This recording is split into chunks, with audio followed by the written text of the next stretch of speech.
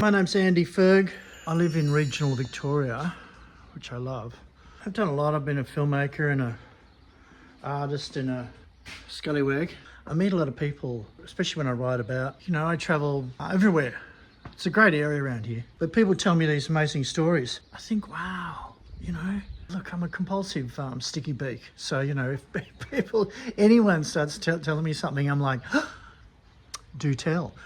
And these are people that haven't shared their story before or don't feel they're special, but I do. I think they're really special. And look, I really appreciate them sharing their story. It's like they're giving me a gift. So yeah, here they are, pretty much.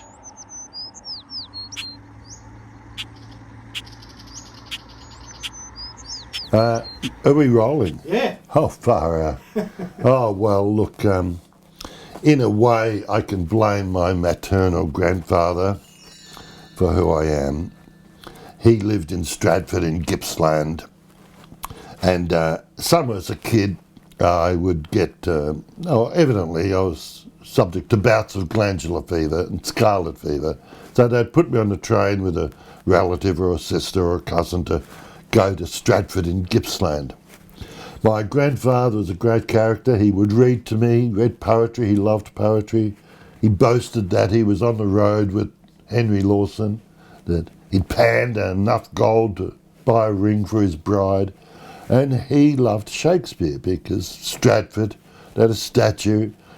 So as a child from the age of 4, I learnt that there were poets in the world, and he would read to me. He had the most lovely voice. I can hear his voice now.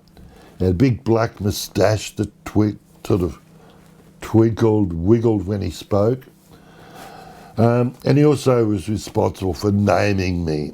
My full name is Kenneth Graham. It's exactly the same as the author, except I've got no E on the end of my Graham.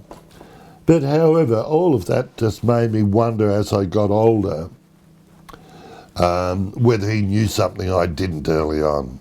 At school, because I was probably a difficult child, I was a dreamer and often lost in my own thoughts. My first sense of success in life that I needed really badly, because they were failing me every year at school and telling me that I had to be put up because I was too old to be kept down.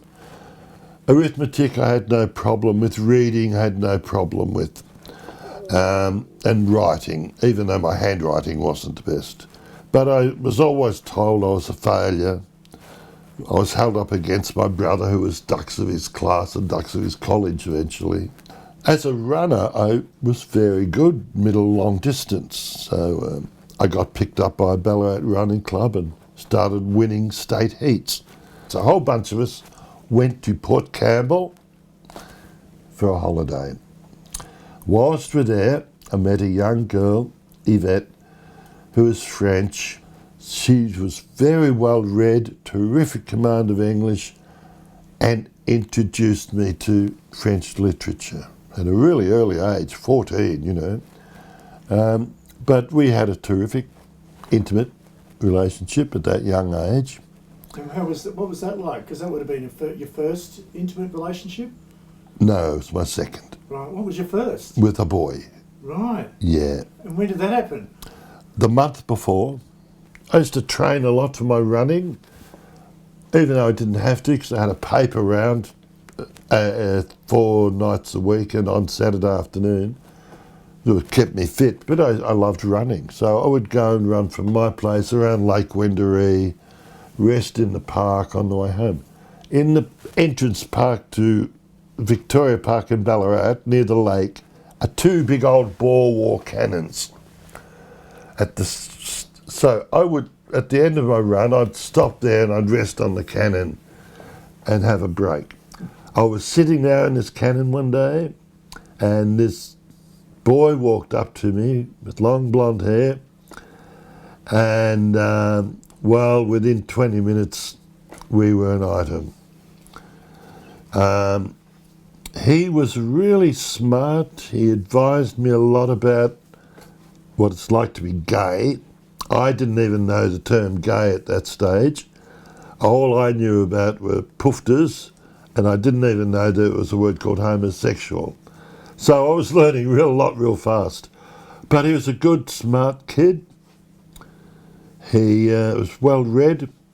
Through him I learnt about politics, gay life, nuclear war, great writers, great movies. He was amazing, a font of information, and I guess we fell in love.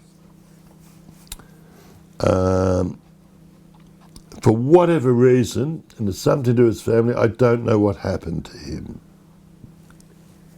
He just one day didn't turn up at our meeting. His mum wasn't living where she lived. His dad, and I never heard.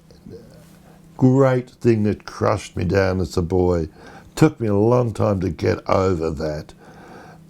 Blaming myself, as you do. But anyway, nevertheless, the relationship with him was really soul building for me. It made me know I wasn't ugly and hateful, that I was actually good looking enough to have a boyfriend and a girlfriend, and I was smart enough. I wasn't dumb.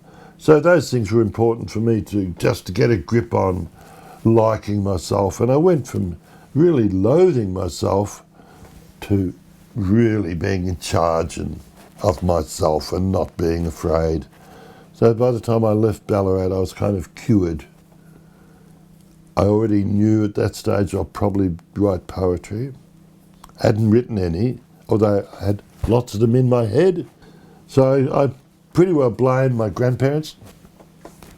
But it's turned out terrific. I'm a terrific poet, and I'm not saying that just out of my own. I know I am. I've had enough people tell me, but I can tell a good poem. I've got specific rules for my own poetry writing. If I can't engage the person, I don't use it. I want my poem to be perfectly understood.